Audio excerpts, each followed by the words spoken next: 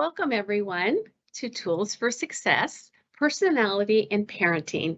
We are thrilled that you could join us today. Some of you are at home, perhaps work, and I bet many of you may still be in the car since Bear Creek had late drop-off. My name is Karen Furminger, and I'm an Assistant Director of Admissions for Retention, and I'll be your host today. We have about 190 guests signed up for today's presentation, with over half as visitors. So a special welcome to all your visitors. We are so excited that you could join us today as well. The Bear Creek mission is to provide a high-quality Christian liberal arts education in a nurturing environment, which enables each student to become the individual God intends. After 34 years, our mission is still our guidepost. As an institution, we are here today to support you as parents. Parenting is no easy task. I know I have 3 grown children. You see, what we are trying to do here today is to come alongside of you, not to tell you how to parent, but to give you tools that may be useful in discovering how unique your child is and the gifts that he or she brings to this world. Today, we have Pete McDonough working our tech, Kristen Gephart as our main speaker, with special guest teacher Iris Liu. I have my colleague here, Elisa Watkins, at the very end will be sharing some admissions information as well as tuition assistance. And she will even stay on after the presentation ends to answer any of your questions via chat. So let me introduce our main speaker, a dear friend of mine as well. It's Kristen Gephart. She's been here at Bear Creek for over 14 years, and Kristen is actually our lower school division head. And we are just excited that she is here today. Kristen, I've known her for, actually my youngest Emma was in her third grade class when she was a teacher. And that ages us, doesn't it, Kristen? That was a long time ago, because Emma is now 20 years old. Kristen is a lover of children, loves to help them discover who they are. She loves to, her passions is really learning how to see the best in the children and to see what their strengths can be and their growth areas as well. She truly does care about and honors people who they are and how they are made, and very excited to have her today. And even though my slide is wrong, she is our lower school division head. So welcome, Kristen. We are so excited that you are here today. Take it away.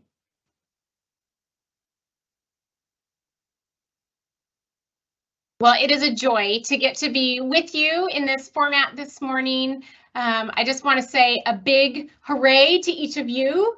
It's heroics to actually put yourself into a learning posture as a parent, because there are so many things that demand our time. And so well done. I just want to say congratulations. You're already winning the morning. And so today I am excited to get to share with you a few things about parenting, and hopefully by the end of today you'll have a different lens with which to view your child and to continue to be that learner and observer of these young people that God has given you to parent. And so we're going to talk a little bit about some personality preferences, a little bit about why personality, and we're going to think about some behaviors that we might observe in our children, and then we're going to think about, we're going to think through some scenarios to start to say, how is it that I can utilize what I know about my child to best support him or her, or to best stretch him or her as on this journey of childhood. So we're really excited that you have joined us this morning, and it's a treat to get to present to you. So just a little bit about me. My husband's name is Jeff. We've been married 28 years. We have 2 boys that have both graduated from the Bear Creek School. Alex just turned 23 and TJ is 19. And they have given me permission to tell some stories. So you might hear a little bit about Alex and TJ, because what we have is our own personal experience as parents. And one of the things I will have to say is that as an educator, when I became a parent, I thought, okay, I've got a lot of tools tools. I've got a lot of ways that I can help. I'll be a successful parent. But once I actually had kids, I remember the panic in the middle of the night of trying to figure out, oh my goodness, what do I do with this scenario? I have no idea. So parenting is humbling, and we need each other as parents. So one of the things I love about the Bear Creek School is that it definitely helps us to develop community with which we can troubleshoot, problem solve, and do this great but really challenging job of parenting. So I think that personality is one way we can look at our kids. And I do believe that all truth is God's truth. And so when we use different personality frameworks, and there's a ton out there, we just had our college son take the Working Genius, which is another one, just as a way of saying, hey, how are you wired? What brings you joy? And develop some other language to help us discover who it is that we are created to be, and how we can function in the world in a way that does help us contribute to truth, beauty, and goodness in the world. So personality refers to that individual differences, those characteristics, those patterns of thinking, feeling, and behaving. And I just wanted to go to, so when you think about, there's really no ideal parent out there. And I just want you to know that good parents come in many styles. So when we observe somebody parenting and we're like, oh, I wish I was like that, it's probably that you yourself as a parent are just wired differently. So there's no perfect parent, and comparing really won't help us. But building self-awareness, and that's where I think some of these personality pieces can help. Building self-awareness is that place. So so if we want to go, so if we want to look at this slide that's up, why use these frameworks? So first of all, like I said, it builds that self-awareness. Where are our joys and our frustrations? That's for us as parents, and then for our children as well. What brings us joy? What frustrates us? What are our preferences in the world? What do we naturally gravitate towards? And then there's some underlying motivations, and you can examine your own motivations. Harder to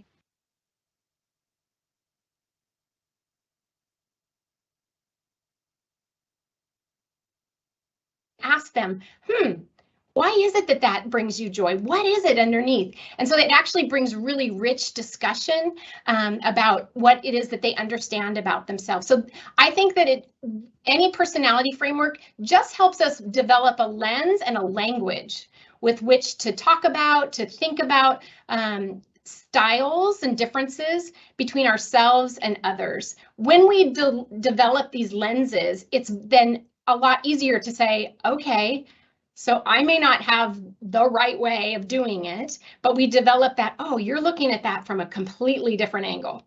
And it can help bring understanding and actually bridge relationships. So that's why I think that some of these personality frameworks can be really beneficial and helpful to us. So developing self-awareness. I mean, we seek to do this in our kids. You know, what is it that they're doing? I mean, when we're teaching reading, we want to give them reading strategies that they'll carry with them, tools to learn forever, so that they're aware of what it is that they're doing when they're learning to read. But just like that, if we can have a language and a lens with which to think about our preferences and how we like to show up in the world, then we can be aware of how that might impact us. I'm doing lots of work in this stage of my life on, gosh, these are ways that I have been and shown up in the world, some strategies that I have employed that have been really successful for me. But at this stage of my life, I think, maybe there's another way. Maybe there's another way of doing that.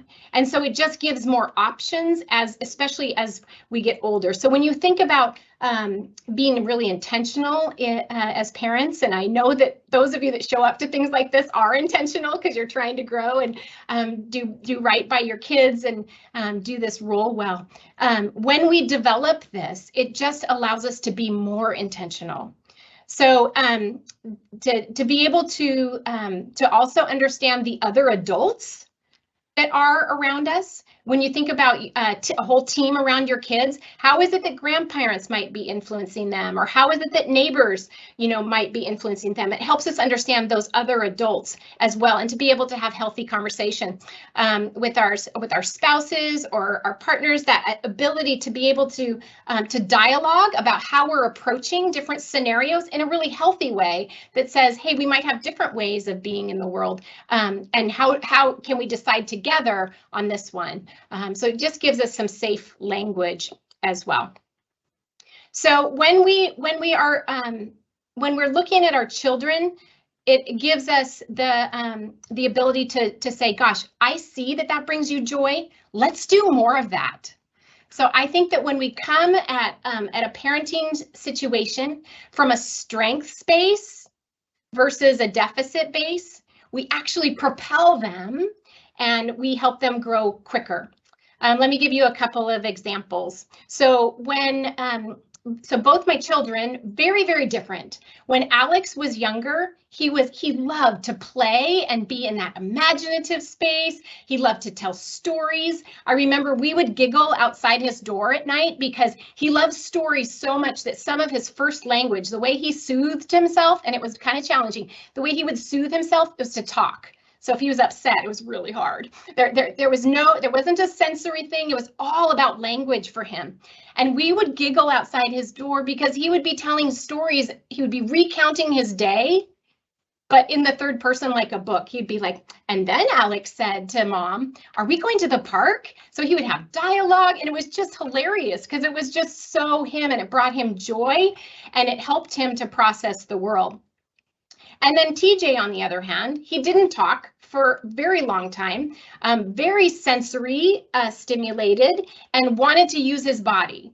And so we would, he had a binky in his mouth and he would take it out to talk. We had to really work on getting rid of the binky. That was a challenge.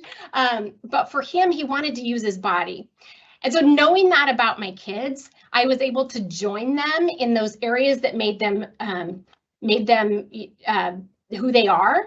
And so we'll talk about some of these examples later, but the idea for Alex, when we were unloading the dishwasher, it was way more fun if the action figures were putting the dishes away. And that was so fun because it was a storyline, it was imaginative, and it made it enjoyable.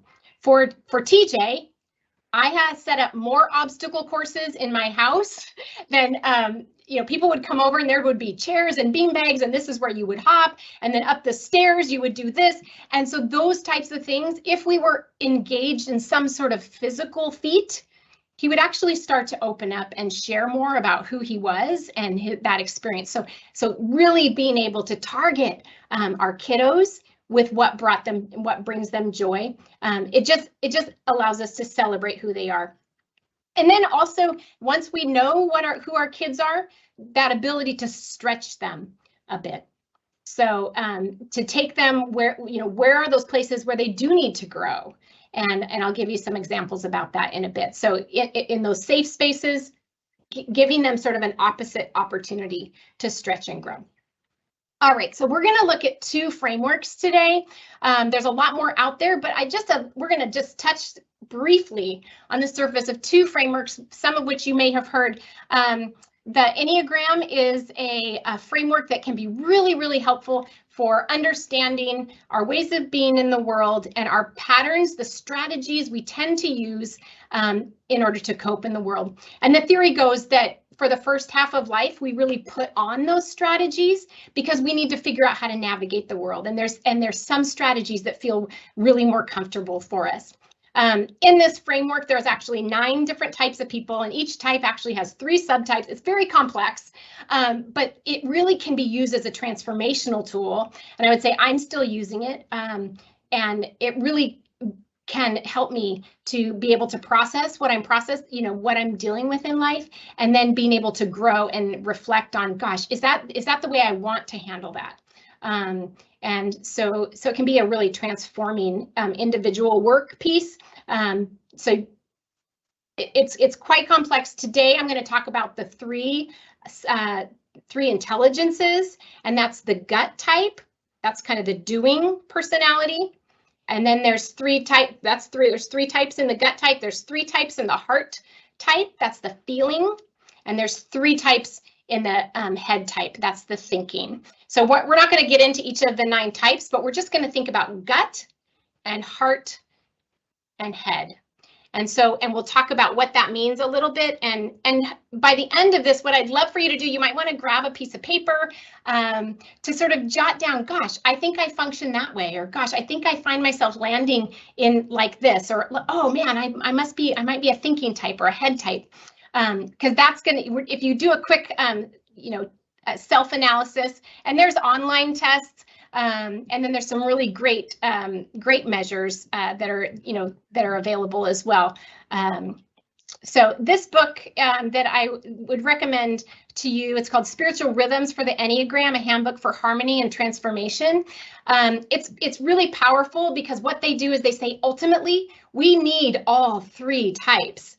We need to function with all 3 intelligences. So when we are solely landing in one intelligence, what that does is it limits us. And so trying to bridge those opportunities to build the other 2 that might not be as easy. So great book. These 3 center of intelligence, they're all working at the same time, but we tend to camp out in one a little bit more. So the first type we're going to go through is the gut type. So for those of you that are more familiar with this tool, those are types, 8, 9, and 1. It's the gut type.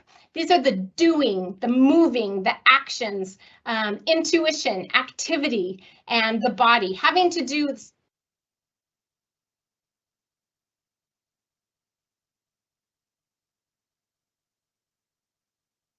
in the physical world, and there tends to be a lot of action. So again, that gut is the doing.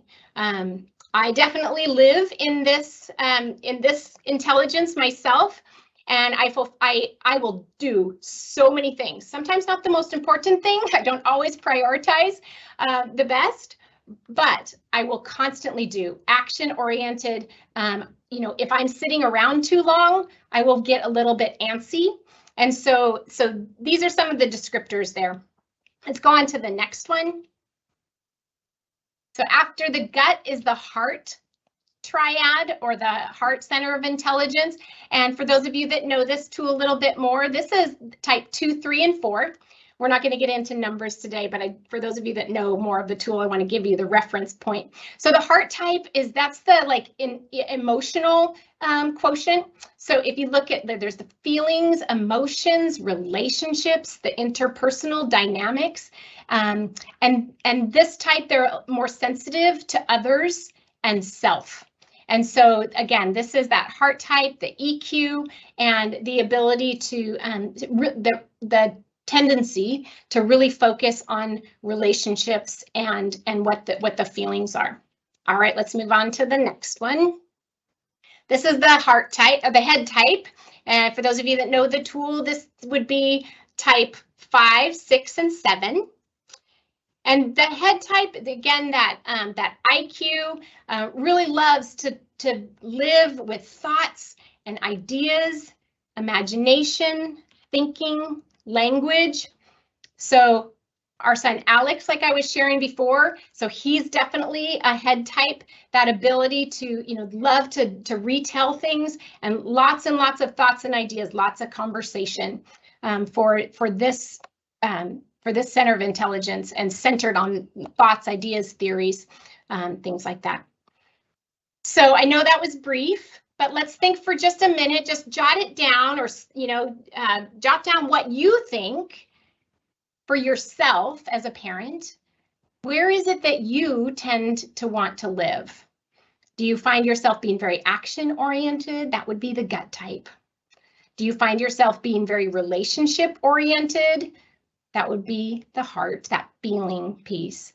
And then, or do you find yourself more in the thought, or the thinking and the ideas? Again, we use all of them, and we need all of them, but there tends to be one that we gravitate towards. Think about your conversations. What is it that you find interesting to talk about? Do you talk about the things you're doing? Do you talk about your relationships? Do you talk about ideas? Those three things might be little distinguishers too. If you're talking a lot about the things you're doing, the activities, that may be an indicator that you are a gut type. If you are talking more about relationships or feelings or the dynamics between a group or people, that might be that you land or feel more comfortable in the heart type. And then if you're talking about thoughts or things you've learned, ideas, then that would be the head type. And then think about your children. So once you've identified a little bit where you are, where you might be, think about each child individually. What about them? And this is harder because it's based on observations. And so it could be that they're actually not this type, but it's how they express themselves. And so our son TJ, when I was talking about he always has loved to use his body, he expresses like a gut type for sure. And that means that like his whole life, we would see him being very active and he liked to do things. My husband and my other son, Alex, definitely in the head type, both of them. And I actually love to have lots of ideas and conversations and theories. And I remember TJ would just be curled up on the couch as a little boy, like, can we stop talking?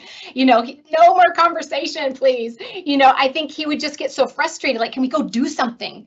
And so knowing that about our kids gives us a little insight. And when there's imbalance in our families, then we also have to think, how are we intentionally helping each child, not just going with the flow of the majority all the time, because that can be really overwhelming for a child if everybody else in the family functions one way and then they function in a different way.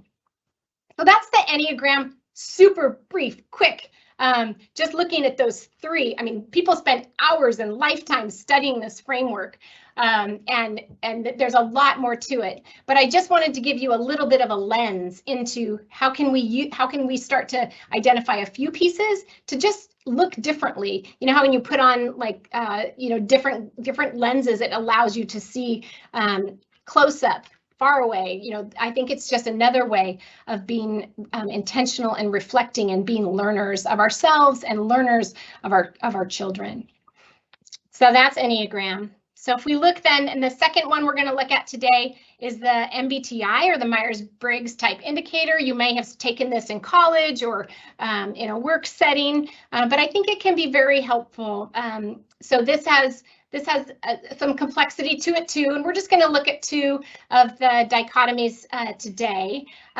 These are two books that have been really great for me, Nurture the Nature, which is a little bit of some of my first introduction into how is it that I'm parenting based on who I am, and can I be more intentional and parent in a way that is going to support my kids, not just in the way that I prefer to be in the world. So that was really helpful for me. And then Mother Styles is another one, and it takes, I think it applies to dads as well, that it really talks about our style and how that personality would tend to parent.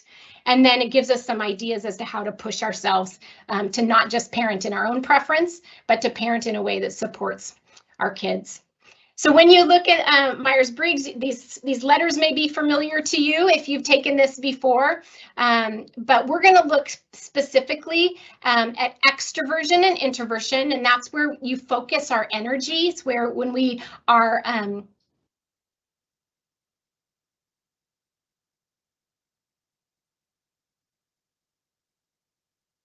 says it's like having we have two hands, and we have one hand that's dominant. Again, we need both.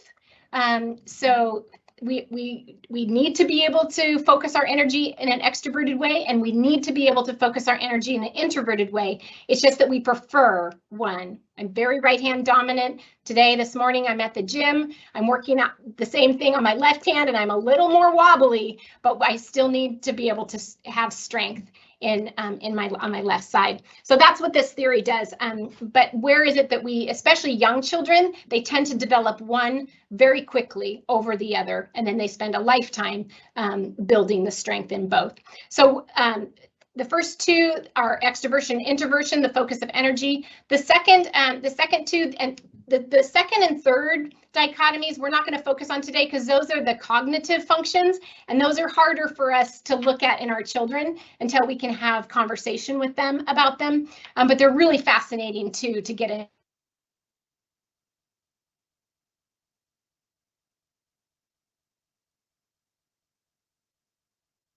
About the big ideas. We always kind of say like the trees are the sensing and the forest is the intuition, the big picture, how we take in information.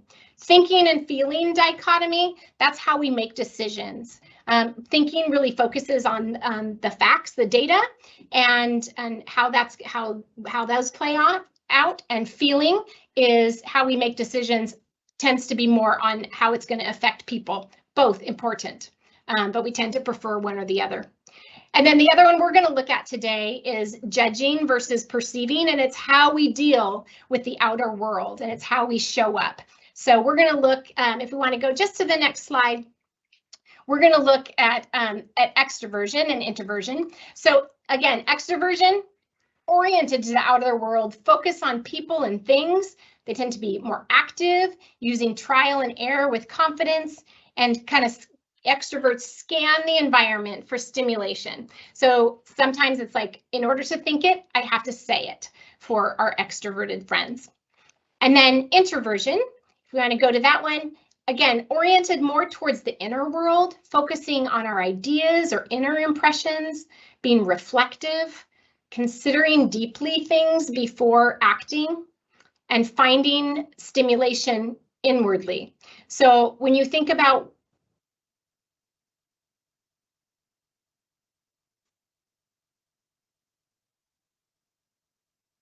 know where your children are in terms of what they're feeling, sometimes those phrases like, oh yep, they just wear their heart on their sleeve, you can tell exactly. Some of our kids, and then some of our kids, we can't really tell. What is it that you're thinking? What is it that you're feeling? Because they'll be processing it more internally. Those kids that tend to share with you everything that happened in their day, extroverts. Those kids where it takes them a little time, and then when they're feeling comfortable, they might share a few things, or once they've thought about it and have come to some conclusions, those are our introverted kids. So same with adults too. As adults become, as they grow, they tend to develop the other preference in a healthy way. So we can see it easier in our kids, I think, sometimes than adults. I definitely prefer introversion, but I actually love being with people. Again, we need both. So it's just that when it's how I deal with the world. All right, let's move on to the next set of dichotomies. So that's extroversion and introversion. The next set that we're going to look at are those last two that were in the and it's J and P, or judging and perceiving. And judging doesn't mean like judgmental. It just means that there is bringing closure. So the judging means loving closure, whereas perceiving is continuing to scan for more. So J, or judging, is that those folks who love to decide and plan, organized and scheduled, liking a sense of control and regulation, know what to expect. Things are predictable, tend to be more goal-oriented, wanting closure even when the data are incomplete. So I love that description. So I definitely am not in this, my own preference right here. And so when decisions are made really quickly, that can be hard if I'm not in a place yet where I say, oh, but there's more information to be gathered. Have we made the right decision? So I would like to spend a little more time on the front end of a decision versus just making sure we come to closure.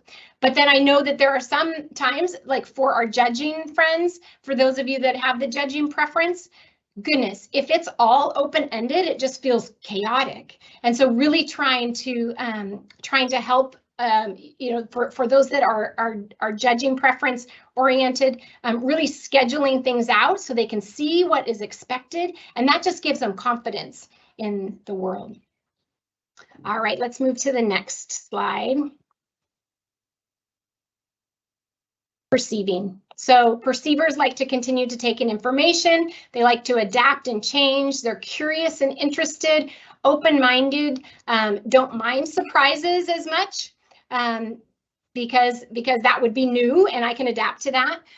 Whereas judging preference might not care for surprises quite as much. Resisting closure to obtain more data. So that would be time is not so segmented for perceivers, but maybe a little bit more loose. Timelines, deadlines, those might be hard for them. So like good strategies for perceivers are to help them be able to make some false deadlines for themselves so they don't let others down. But then they can really get creative at adapting and changing last minute and in the moment. All right, so that was really quick and brief, but I do want to get to some scenarios, and the scenarios might help you actually identify as well. So which ways do you prefer to function in the world? And if you prefer both, think about a little bit more how you functioned as a child or even in high school or college, because it tends to be that when we're younger, we definitely live in one side more than the other. As we age, we develop both preferences. So and then how, extrovert or introvert, just jot down which one you think you might be. And then judging, again, that's scheduled, planned, make a decision, land the decision. And then perceiving is more open-ended, keep taking in data. Coming to a closure might be a little harder. All right, so jot down what it is that you think you might be. And again, how might having some of these frameworks help us in guiding us as parents? We have ways that we want to be in the world, and our children have ways that they're wired and ways of being in the world. And if we're unaware of how we typically show up or what we prefer, we may assume that the way that we do it is the right way or the only way, and we might try and mold our kids in a way that could be really uncomfortable for them. So as we build this self-awareness, that can be really, really helpful. So those ways of being in the world. And so one of the things I really like to do now, I have the distinct privilege to get to highlight one of our Bear Creek teachers who's used our Myers-Briggs framework. And so Iris Liu is one of our grade 3 teachers here at Bear Creek, and she is a joy to team with. She is passionate about building relationships with students so that they know they can be successful because they are known. She loves our Bear Creek community and the overall culture of encouragement and care that she's a part of. She also loves cheese, mint, and all things pumpkin, but not all together. And one of the ways that that we think about great teaching is through the lens of our mission statement. We are high quality. That means we're intentional about instructional strategies. We have a liberal arts foundation, meaning that we give them a broad education, but also we know the stages of development that each child is in. We are a nurturing environment. We're intentional about individualization, having conversations with students about who they are and how they learn. And then we want each student to become the individual God intends and recognize that the Lord has designed and is working on growing and developing each child. And so the thing that I would love to have Iris talk to you about today is how she's used the Myers-Briggs or MBTI framework to support students to develop her rich instruction. So Iris, go for it. All right, thank you so much, Kristen. Very thankful to have this opportunity to talk a little bit about how I incorporate the Myers-Briggs in my classroom and how it informs kind of the teaching strategies that I use and how I plan for my lessons. And so I think the Myers-Briggs is such a special tool, I think, to support individualization for students in my classroom. One part that's also really interesting to me is just being aware, as kind of in line with what Kristen's been talking about, being aware of what I naturally gravitate towards and just making sure that I provide opportunities just to demonstrate, for them to demonstrate their understanding more than the ones that I'm just comfortable with. So I'll start by talking a little bit about things that I do on a day-to-day basis, on the lessons that I teach, just whether it's like reading or writing, spelling, things like that. And then also highlighting one of our 3rd grade projects, which is the animal research project, which happens after Christmas, and it's kind of a big writing and presentation project that I feel like the Myers-Briggs helps to inform, I think, when I teach it. And yeah, so starting off with the day-to-day, I think that, as you can see on the slide, right, between extroversion and introversion, students sometimes will prefer to talk things out, and that's how they process, versus thinking it through in their heads. And so one thing that I think can be really powerful is varying turning and talking, or like think, pair, shares, and writing their observations or responses down on a Post-it note, for example. And so having these 2 options available can really help to, I think, empower students to be able to show that they know something and that they've learned something without, like, still within the realm of what they're comfortable with and where they feel like they can be most successful. Another thing is just in terms of me varying group work that we do and also individual work, because knowing how students recharge throughout this like long school day or school days that they come in, when they feel the most energized is sometimes through social interaction versus just working by themselves independently at their seat. In terms of the judging and perceiving, down below on the slide, I always create and have that schedule on the board, and I think that predictability can help and be beneficial to all students, but also especially the quote judgers who prefer to stick to a structure, and they like to have all the times laid out and know exactly what they're going to be doing, and they like that clarity.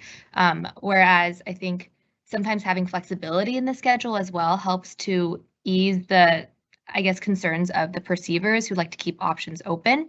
And so making sure, right, just to let all the students know, right, there's sometimes we might spend a little bit more time on this because these spelling words, they're just going to take us a little bit longer this week. And then have just a little bit of flexibility, like I said, in the schedule. Another thing is, in terms of surprises, I think anticipation of a surprise in a schedule can be either a really good motivator and exciting for some students, but also can be a stressor for others. So I have this like recent example that happened a couple weeks ago. Actually, it was Pete, and Pete came in and he helped us and really complemented our science curriculum, as he has these reptile pets, and he brought them into our classroom and he showed all the students, and it was at the end of our day. And so on our schedule, I had science written out, but I didn't specify what exactly was happening. So what I told the students in the morning was that we had this special surprise about reptiles, which is what we're talking about in science. And if they, if they wanted to know what it was, they were more than welcome to come and chat with me throughout the day, and I could just let them know. And so that did happen. I had a few students come up to me and they would just tell me, Miss Lou, I just need to know. Just please tell me, like, it's okay. Like, I won't tell anybody, And so I would tell them, and they would just be equally as excited as the ones who just throughout the day were like, oh, I can't wait. I wonder what it is. And so I think the surprise aspect is a fun one to kind of juggle and navigate in terms of the judging and perceiving. And then last but not least, in terms of the day-to-day, there's something that for spelling specifically that I use called a spelling menu, which just helps to provide options for students who are on the perceiving end, where they get to choose the different ways that they prefer to practice their spelling words, right? Because there's so many ways that they can practice their spelling words, and sometimes having an agenda with a specific task for the judgers can be really helpful, but giving the perceivers lots of different options to choose from can also be beneficial for them. And then next, I'll be talking about the animal research project, as I've stated. And I think to begin, I think the animal research project is such a large part of our curriculum, and it takes so much time. And so breaking it down into manageable chunks and parts can be helpful for all of them. For example, we have like a note-taking and research portion, drafting, revising, editing, publishing, and then at the end they have the presentation prep. And I think in addition to breaking it down into smaller parts for extroverts versus introverts, we have a balance of rehearsing, which is basically talking out their ideas and talking through what they want to write down before they actually put pencil to paper. And I balance that with actually having them write their ideas down on paper and jotting and brainstorming that way. I think that can help just all students, or just a variety of personality preferences feel successful in that early stage of the annual research project. In terms of due dates, I think that judgers and perceivers will have very different preferences towards that, right? And so the judges, they will love having that set time where I need to get this draft done by this date. Whereas the perceivers, then they would want less of a rigid structure and kind of a loose guideline to kind of still know to move on from one stage to the other, but not have the stress of having to finish on this date. So I think having flexible deadlines and flexible due dates for the annual research project has been something that I've noticed to be helpful and to all the students that are in the class. And I think ultimately, to wrap up, ultimately, it's just really special to see as I get to know them throughout the school year, their behaviors and how they translate into what they prefer, and the beauty really of how we're all wired differently and the way that God has made us each unique. So I think from the teaching perspective, it just ultimately is a great tool, the Myers-Briggs, to help students feel comfortable and successful. So yeah, thanks so much.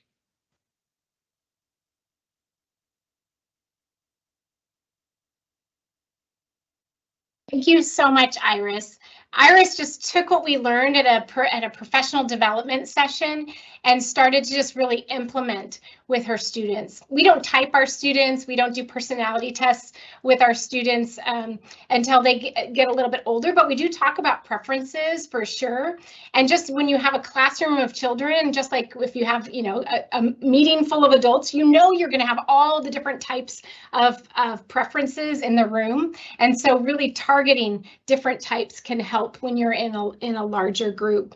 We did have a really great question that popped up about what tests kids can take.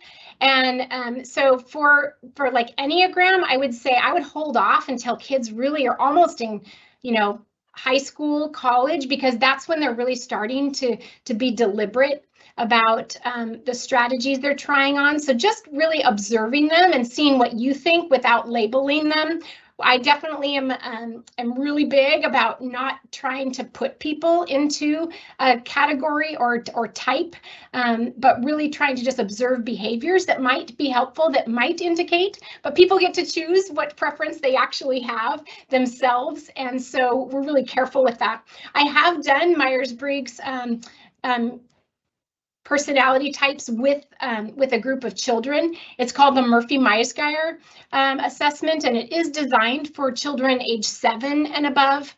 And these aren't online, unfortunately, but because I think they're really careful with how they're implemented, and they try really hard to make sure that there's some good, healthy context and conversation with people who've been trained to do them. So the Murphy-Meisgeier is one that does test MBTI, and the kids just really have to be able to read and comprehend well in order to do it. So I would say be really careful about typing or labeling or naming. I see it really as a tool to observe. How do I see my child functioning? And just for our own information, what behaviors do I see? So really, really great question. So once you've selected for yourself and for your child, we're gonna use this list of 7 items to go through some different scenarios. And if you want to write down, like, how about you and how about your child or your children? Do you tend to live in that gut, heart, or head? Does he or she tend to live in that gut, heart, or head? Deciding between those 3. And then the same with the other 2 sets here. Do you tend to, how do you focus your energy, extroverted or introverted? And again, those aren't about shy or outgoing, but more about the focus of energy. And then which do you prefer, and which does your child prefer, judging or perceiving ways of being in the world? So if you can circle those, what we're going to do is we're actually going to go through these 7 in different scenarios, and we're going to talk about them. All right.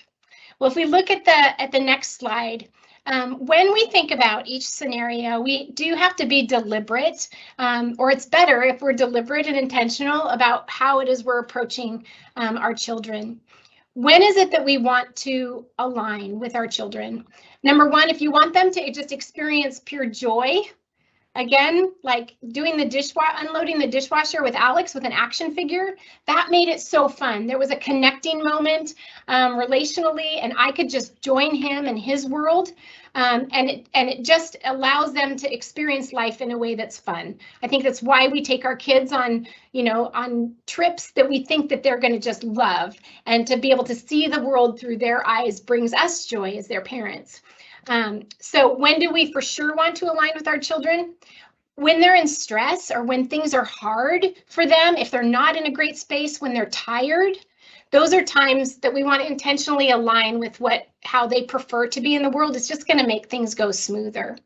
And then if there's any new concepts or new experiences, again, allowing them to be who they are will give them more comfort, and they'll be able to take in that new learning in an easier way.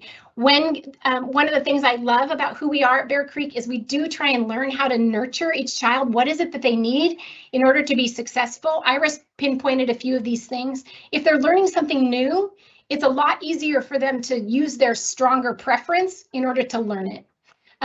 So that's when we really want to align with our children.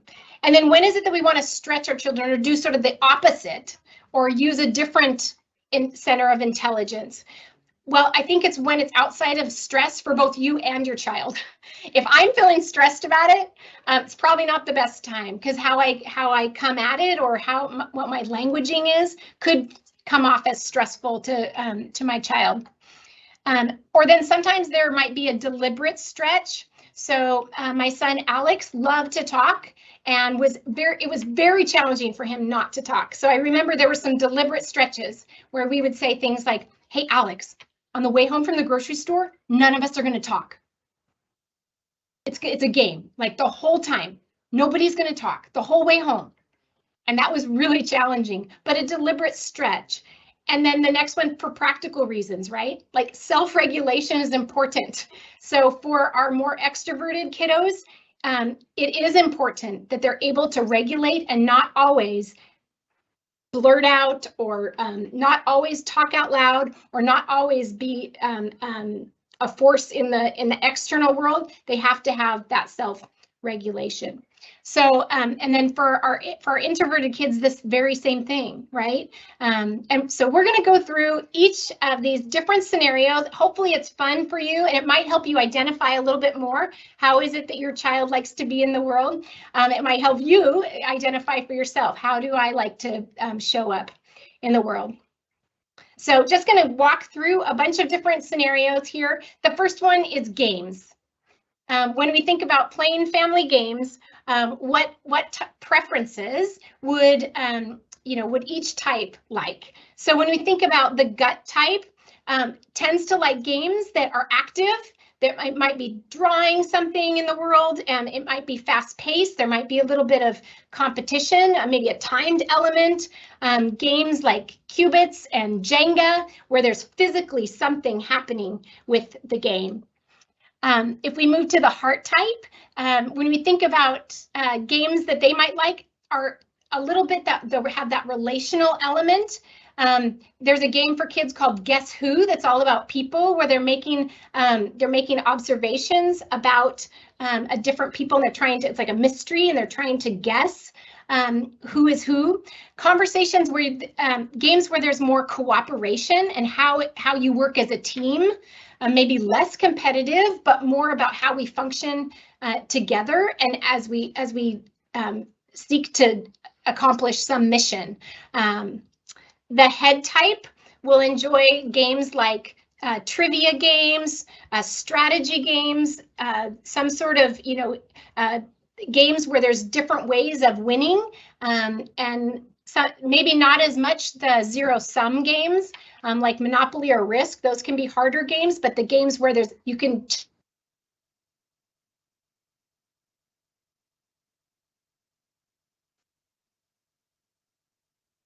are going to like those games where there's a chance to joke, a chance to enjoy the company, games where it might be a little bit louder. So for example, like the game Pit, or group or team efforts. Extroverts will love that banter back and forth. Introverts will prefer sometimes those games where there's time to process, maybe smaller group games where it's not a huge table of people, but might prefer games like cribbage, things where you can think and there's more internal strategy time, and strategy games for them as well. Our judging friends would like those games where it's predictable as to when you're going to do it. Some of our judging kids, they will love to know that on Saturday nights, we're going to play a game. That's what we do on Saturday nights. Again, that's scheduled time if it's an activity they enjoy. And then our perceiving kids, they probably like to try a lot of new and different games, whereas judging kids will prefer to play similar games over and over again, the ones that they like, because it's predictable as to what will come. So again, that's a just scenario of games. Let's move on to vacations. Disneyland. And this one struck me because I remember talking with a friend about they were going to Disneyland, but they went on 0 rides. And I was like, what? How could you go to Disneyland and not go on a ride? And they just, again, is a little more in the heart type, this family was. And so they loved the imagination, and they just walked around and found characters. They went to all the different times, they'd find out the times all the characters were going to be at different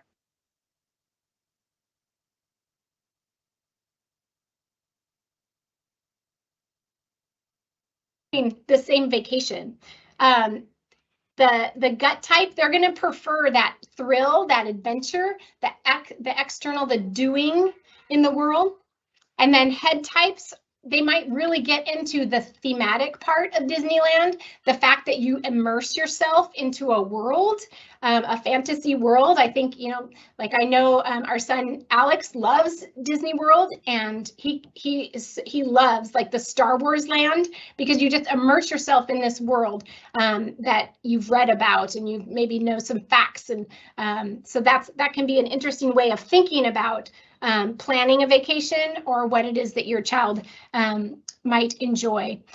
When we think about extroverts, they will enjoy the busy, the vacation that might have a lot of activity outside of themselves, whereas our introverts might prefer those where there's a little more time. So when you think about vacations, when you have a chance for kids to take a nap and things like that, that would be really helpful for your introverts, because they're gonna burn out pretty fast. I'm gonna move through these a little bit quicker just because we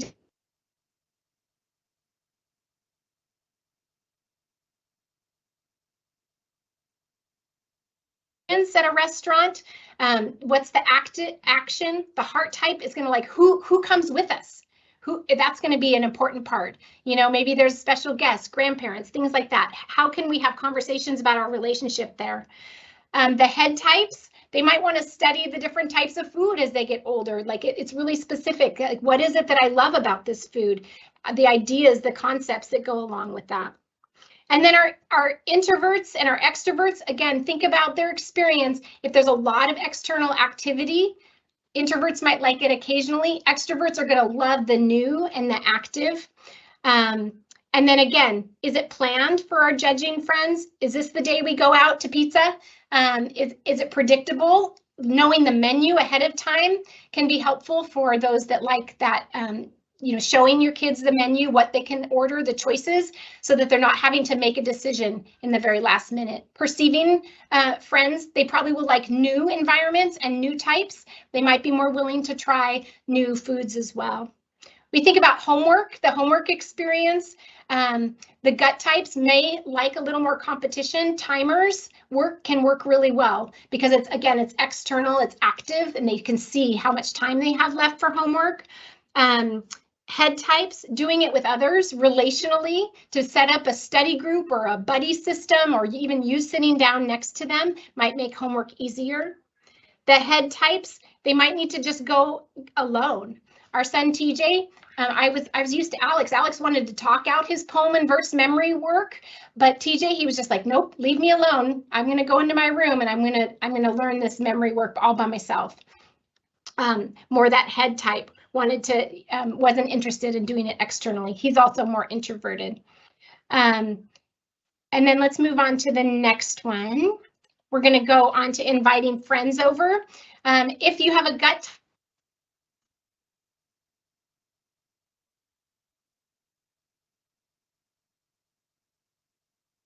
versus like, what should we do? That could be hard for a gut type, because then the heart type might want really to decide together what it is that they're going to play, and that time for the conversation and going back and forth together. And then the head type, they want time to learn something or discover something with friends. So focusing an activity on that learning or that ideas, that can be really great. An extrovert will say, like, the more the merrier. Like, let's have a big group. I remember driving home from a play date with my son Alex, and he'd be like, okay, where are we going next? So it was like, oh, really? You want more? Because they get energized by the people. Whereas myself, after a big gathering, I love the gathering, but I'm tired and I need to have some self-time by myself.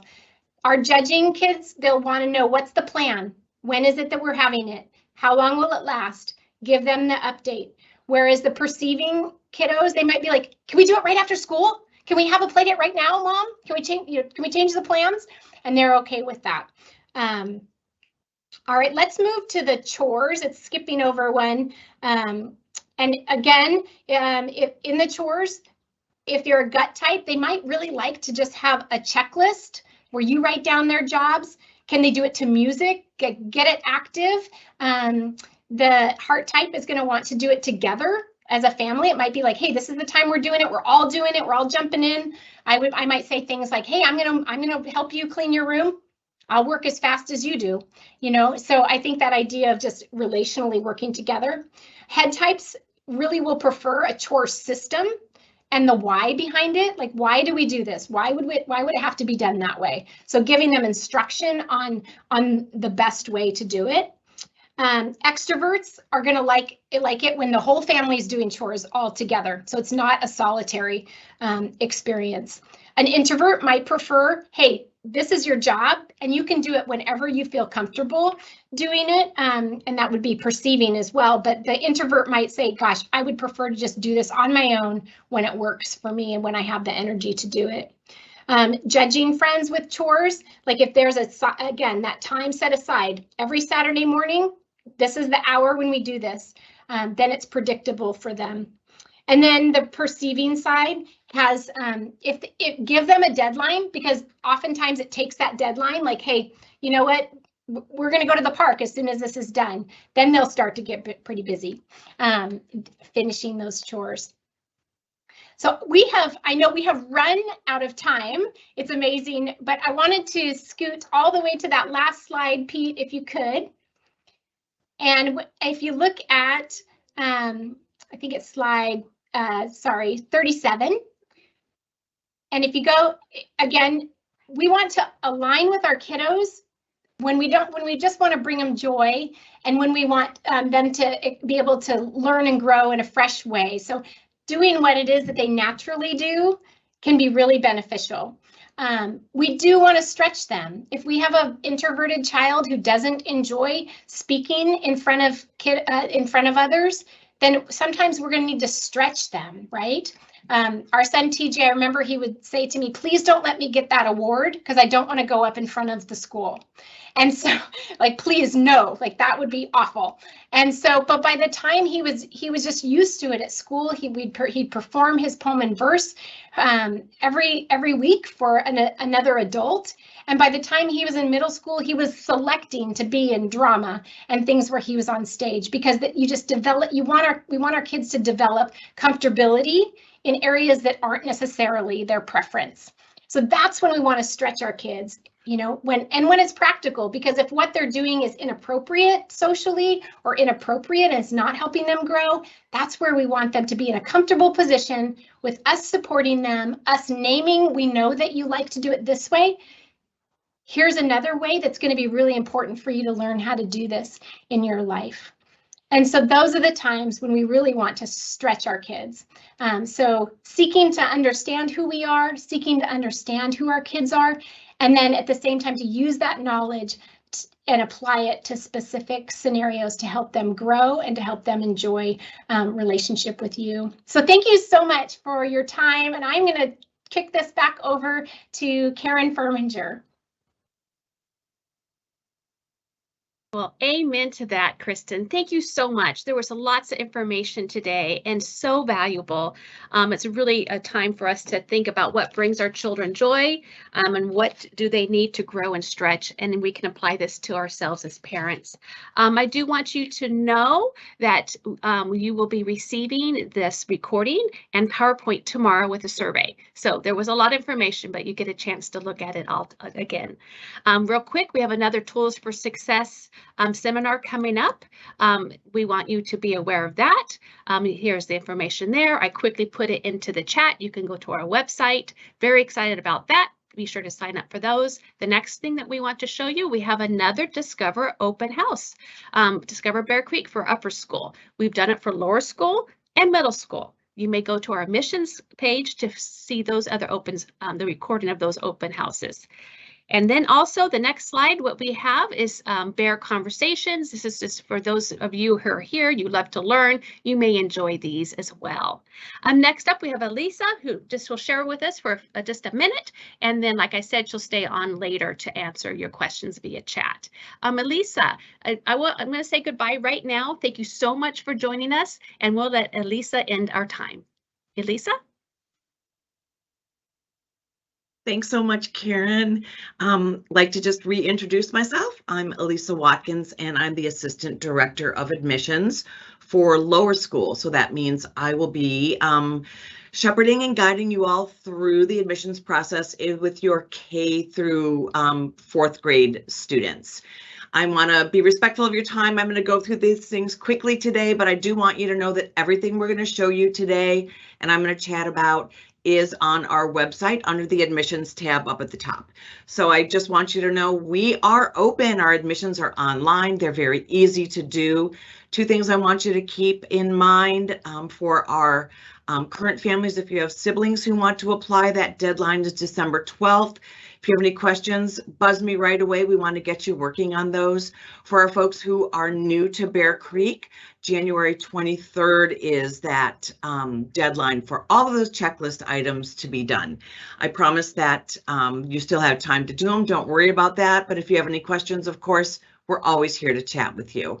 The next thing that I want to share with you, Pete, if you wouldn't mind, there you go. We know that tuition at Bear Creek is something that people are always talking about, but we want you to know there's a way that we can help you. A lot of our families are indeed taking advantage of our tuition assistance. I want you to just look at those deadlines, please. For new folks, you have to do that application along with your admissions application. That deadline, again, January 23rd. For our current families, we'd love you to get that done before re-enrollment, January 9th. Tying in with that is that we have some very lovely and very generous donors who have worked out 2 new scholarships for our school. And we would love for you, if you think there's a need, to go ahead and look more about those on our admissions page. The C.S. Lewis Legacy Scholarship and the Francis and Roy F. Simperman Scholarship are 2 new scholarships to Bear Creek this year. There's a separate tuition assistance application that must be done with the application for those scholarships. Again, all the information on our website. We'd love to have you take a peek at those if you think that there's a need for those. Again, we are here to help you in the admissions office. I am, again, helping the K through 4s. The folks that are helping the other ages are on here as well. I am happy to answer any questions you might have in the chat, or again, my phone number, my email on there. I'm always happy to do that. So that's what I'd like to share with you today about our admissions office. We are here for you, and if there's anything else you need, please contact us. If not, thank you again so much for joining us today. May you have a blessed day, and please join us for another Tools for Success program. Have a great one.